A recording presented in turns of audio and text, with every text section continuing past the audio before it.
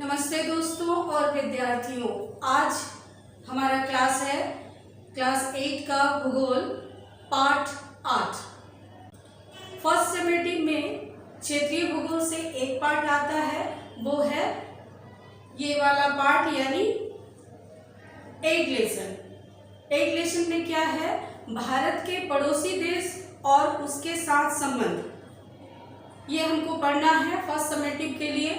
तो पहले जान लेते हैं कि भारत के पड़ोसी देश कौन कौन से हैं और उसके बाद जानते हैं कि उनके साथ संबंध कैसा है, क्यों है और क्यों संबंध के बारे में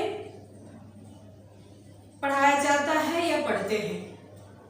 तो इससे पहले कि आगे बढ़ें, जान लेते हैं भारत के पड़ोसी देश और उनके बारे में विस्तार से चर्चा करेंगे और हाँ, किताब जरूर पढ़ेंगे। तो भारत के पड़ोसी देशों में दिशा के अनुसार पढ़ते हैं तो उत्तर में चीन, नेपाल, भूटान, ये उत्तरी दिशा है और दक्षिण में श्रीलंका और मालदीव। चूंकि हमारे पाठ में मालदीव का उल्लेख नहीं है इसलिए पढ़ेंगे जरूर, लेकिन इसके बारे में ज़्यादा चर्चा नहीं की गई है। तो दक्षिण में है श्रीलंका और मालदीव, पूरब में बांग्लादेश जो कि भारत के सबसे ज़्यादा भू सीमा शेयर करता है यानी साझा करता है। भारत का सीमा से सटा हुआ सबसे बड़ा सीमा वाला देश जो है बांग्लादेश है। उसके बाद म्यांमार जिसको पहले बर्मा के नाम से जानते थे। उसके बाद आते हैं पश्चिम में पाकिस्तान और अफगानिस्तान है। अफगानिस्तान सबसे कम भू सीमा सटा हुआ है भारत के साथ। तो ये याद रखेंगे, क्वेश्चन आता है सबसे लंबी भू सीमा किसके साथ है भारत का, तो वो है बांग्लादेश। और सबसे छोटी भू सीमा साझा करता है भारत, वो है अफगानिस्तान। अब इन सारे देशों को कैसे याद रखें, तो आसानी से ट्रिक के साथ याद करने के लिए ये लाइन याद रखेंगे क्या, कि बचपन में भी इन शब्दों से या इन अक्षरों से हम हमारे सारे पड़ोसी देशों के नाम याद रखेंगे। डिस्क्रिप्शन में दे देंगे, एक शॉर्ट भी है मेरा, उसमें दिया हुआ है कैसे, थोड़ा सा चर्चा कर लेते हैं। जैसे ब से बांग्लादेश, च से चीन, प से पाकिस्तान, न से नेपाल, म से म्यांमार में और बी से फिर भूटान, ए से अफगानिस्तान। इस तरीके से एक छोटे से ट्रिक के रूप में आसानी से याद रखेंगे कि हमारे देश के पड़ोसी देश यानी सीमा से सटे पड़ोसी देशों के नाम इस लाइन में है, ठीक है। और उसके बाद जल से जो अलग होता है पाक स्टेट से, वो है हमारा श्रीलंका।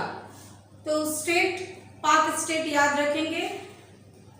जल डमरू मध्य, उससे हमारा भारत से अलग होता है हमारा दक्षिण का पड़ोसी देश श्रीलंका। तो ये है परिचय और इनके बारे में थोड़ा थोड़ा जानेंगे। पड़ोसी देशों के कुछ विशेषताओं को जानते हैं, उसको पढ़ेंगे, उसको याद रखेंगे। तो सबसे पहले जानते हैं हमारा पड़ोसी देश करीबी उत्तर में नेपाल।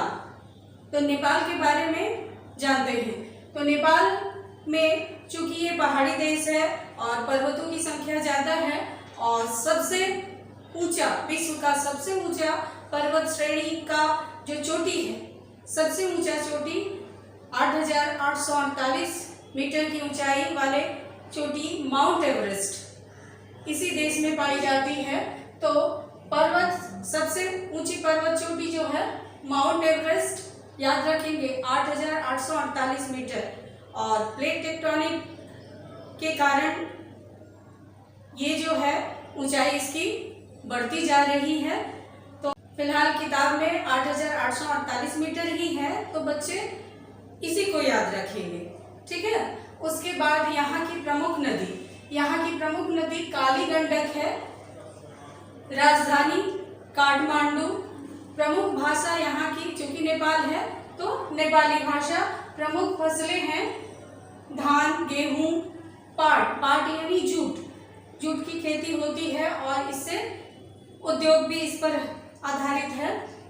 मक्का, ज्वार, बाजरा। और याद रखना, पुस्तक में बहुत सारे शब्द ऐसे हैं जो कि बंगला के हैं, जैसे मक्का यानी भुट्टा, तो यहाँ याद रखेंगे कि मक्का।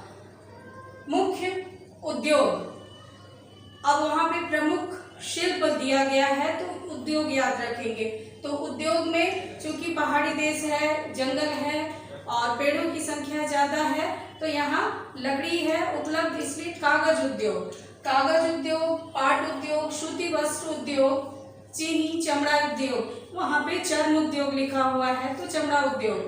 और प्रमुख शहरों में पोखरा, जनकपुर, ये प्रमुख शहर हैं और इनको याद रखेंगे। जनकपुर, जनक राजा जनक जिनकी पुत्री माता सीता, तो उससे रिलेट करके याद रखेंगे। इसके बाद आते हैं एक और पहाड़ी देश, वो है भूटान। को भी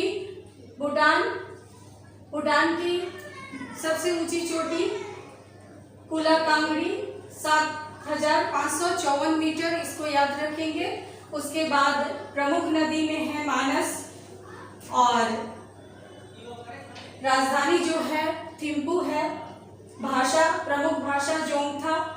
उसके बाद यहाँ की जो फसलें हैं, चूंकि सभी देश प्रायः क्या है, कृषि प्रधान देश है, इसलिए यहाँ की भी खेती वही गेहूं, जौ, मक्का, मकई या भुट्टा जिसको कहते हैं। और फलों की खेती ज़्यादा होती है, क्योंकि यहाँ ठंडा प्रदेश है और पहाड़ी प्रदेश है, तो फलों की खेती ज़्यादा होती है।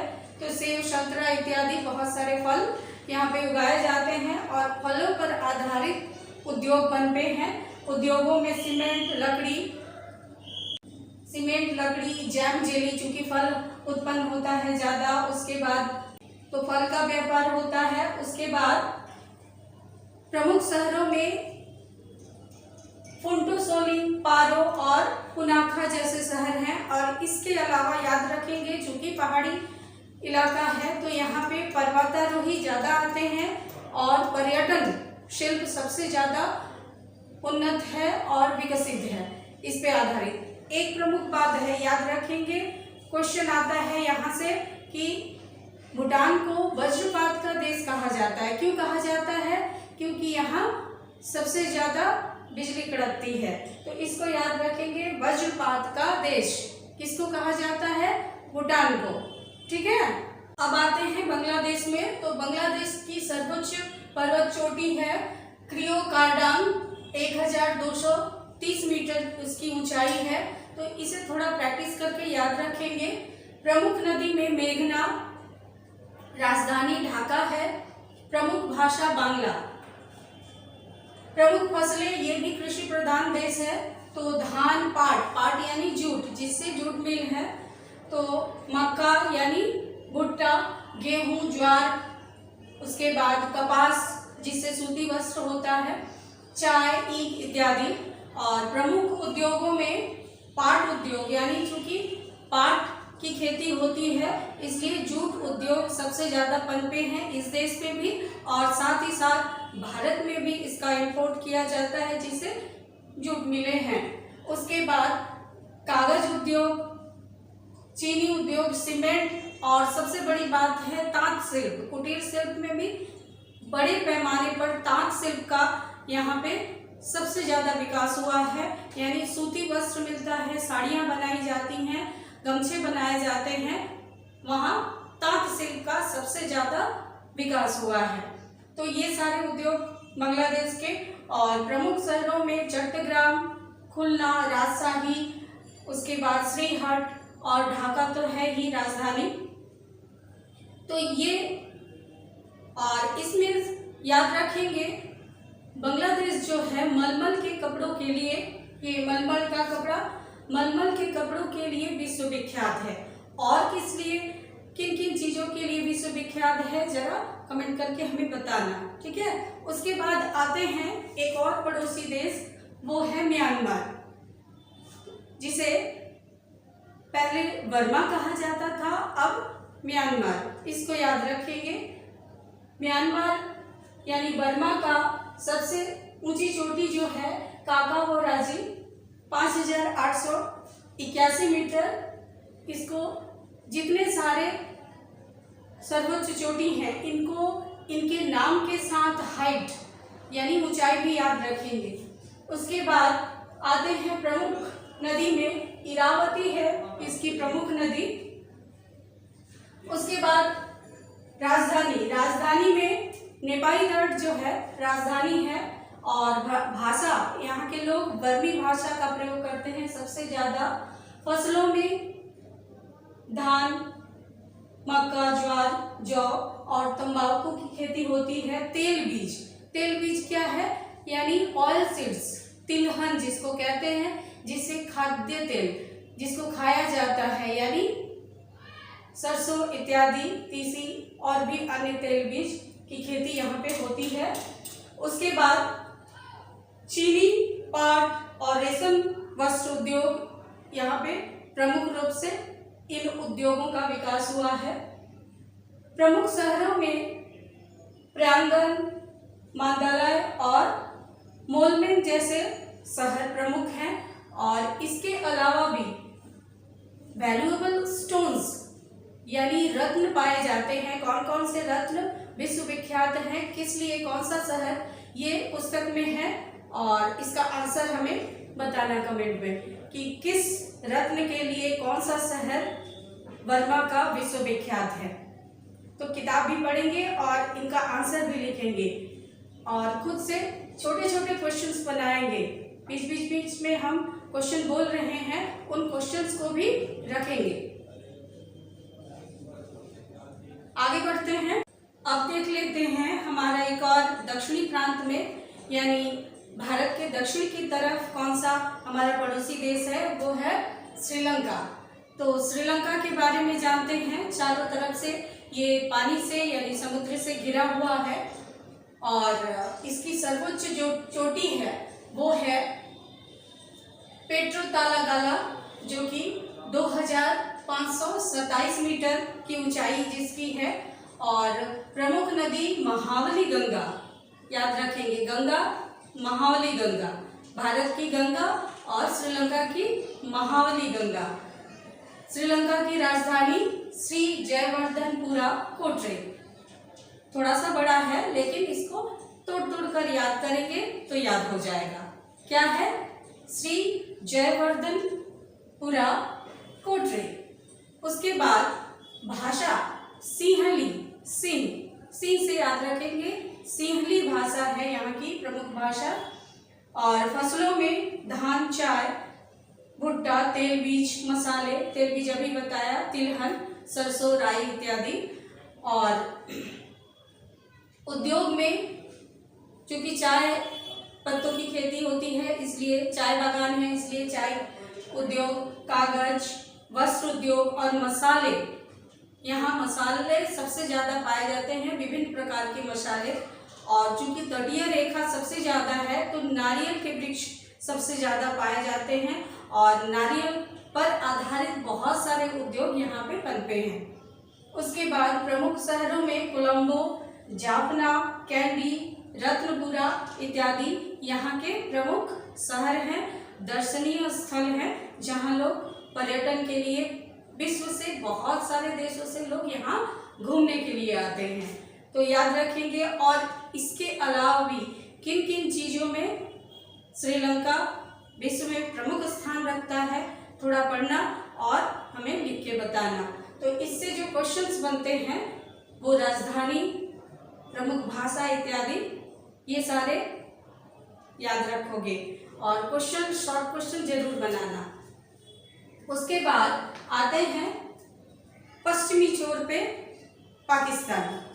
तो पाकिस्तान में यहाँ की जो सर्वोच्च चोटी है वो है तिरिचरमियर, 7690 मीटर की ऊंचाई, तिरिचमेर, याद रखेंगे। उसके बाद यहाँ की नदी जो है सिंध यानी सिंधु नदी, सिंधु नदी जो है सिंध प्रांत, तो सिंधु नदी यहाँ की प्रमुख नदी है। और राजधानी इस्लामाबाद।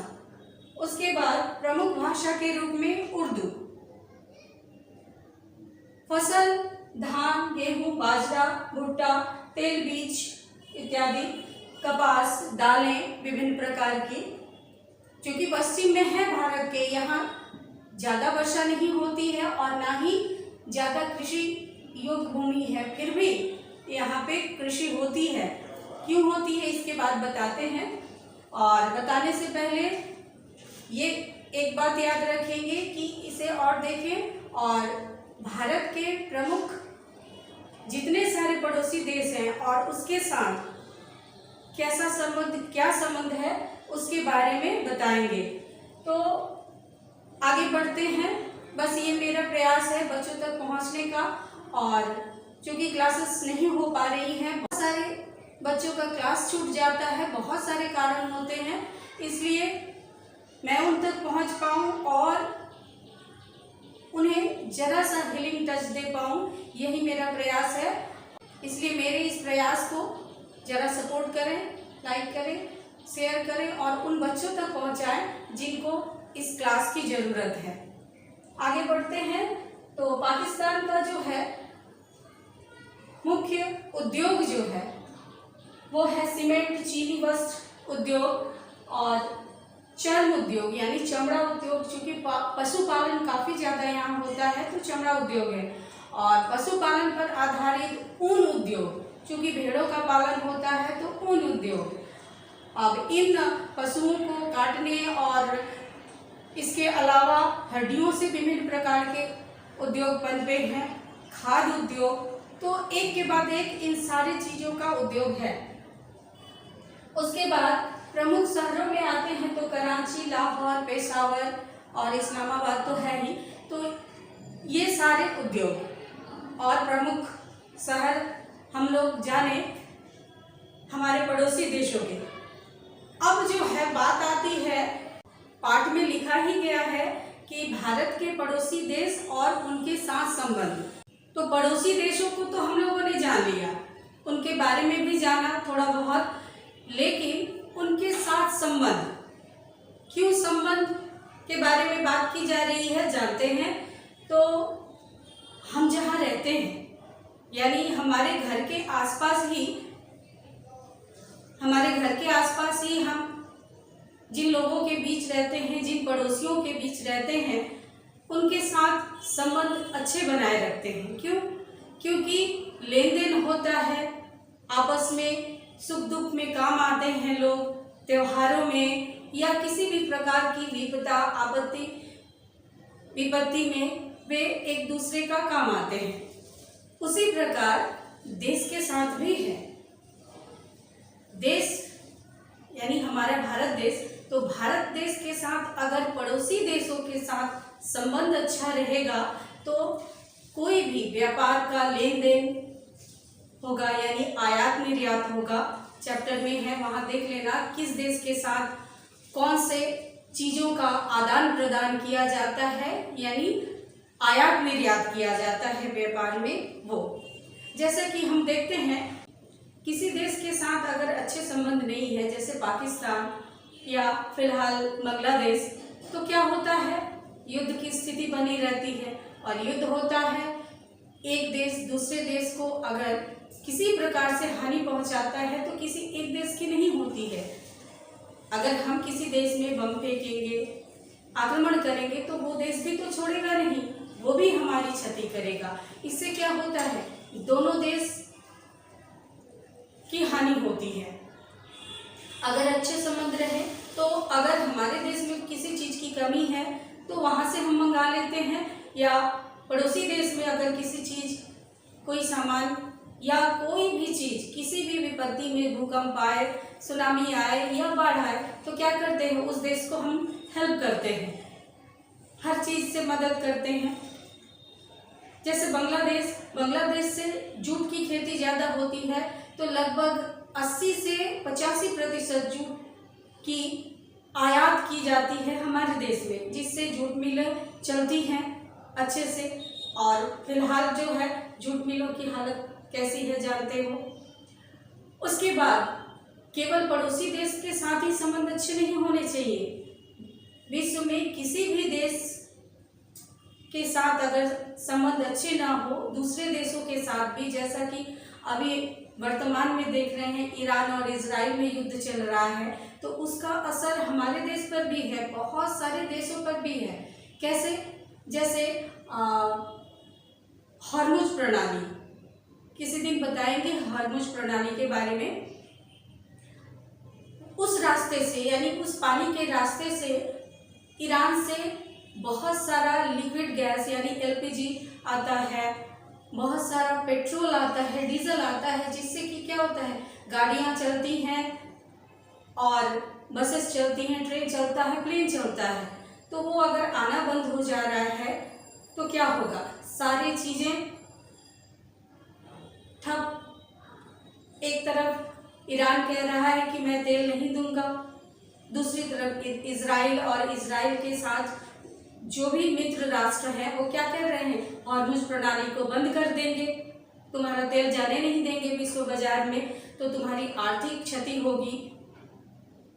उसी से कमाता है वो देश। तो ये जरूरी नहीं कि हमारे पड़ोसी देश को साथ ही अच्छे संबंध हो, इसका असर पूरे विश्व पे पड़ता है। अगर विश्व में शांति नहीं है तो उसका असर हर देश को भुगतना पड़ता है। इसीलिए देखो, तेल नहीं आ पाएगा, गैस नहीं आ पाएगा, तो अभी से ही सारी चीज़ों की दाम मूल्य वृद्धि हो रही है। सभी लोग आशंका में हैं कि युद्ध नहीं बंद हुआ, अगर नहीं आ पाया ईरान से तेल तो क्या होगा, गैस नहीं आएगा तो क्या होगा, कैसे चलेगा। तो इसीलिए चाहे देश के साथ पड़ोसी देशों का संबंध हो, या हमारे घर परिवार के साथ पड़ोसियों का संबंध हो, या देश के विभिन्न क्षेत्रों में या राज्यों में या विश्व के अन्य देशों के साथ संबंध बहुत अच्छा होना बहुत जरूरी है। नहीं तो हर कोई प्रभावित होगा और अंत में हमारी पृथ्वी और पृथ्वी के साथ साथ पृथ्वी पर रहने वाले लोग और जीव भी प्रभावित होंगे। तो इस पर आप सबकी क्या राय है बताना, और फर्स्ट समेटिव के लिए सारे पढ़ना। और एक क्वेश्चन अभी अभी बता रहे थे कि पाकिस्तान में ज़्यादा वर्षा नहीं होती है, लेकिन फिर भी खेती होती है। क्यों होती है, किस प्रणाली के द्वारा, बताओ। कोरेज प्रथा एक है। क्या है कोरेज प्रथा?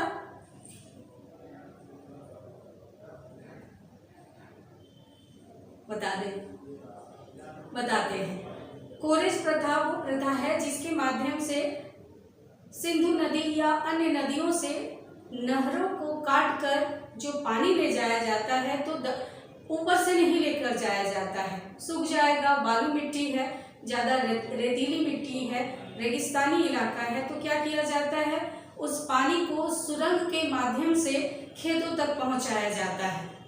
उस सिस्टम को कहते हैं कोरेज सिस्टम। तो ये भी एक क्वेश्चन बनता है, कोरेज प्रथा क्या है। उसके बाद आते हैं, चूंकि संबंध अच्छे बनाए रखने हैं भारत और भारत के पड़ोसी देशों के साथ, तो एक कमेटी बनी। क्या कमेटी बनी? शार्क, SAARC, यानी south Asian association for regional cooperation. Cooperation यानी एक दूसरे के कोऑपरेट करना, सहायता करना। कब बना? 8 दिसंबर 1985 को। बनने के बाद यानी इस कमेटी के माध्यम से क्या होगा, सारे देश, सारे पड़ोसी देश एक दूसरे की सहायता करेंगे, हर सुख दुख में शामिल होंगे।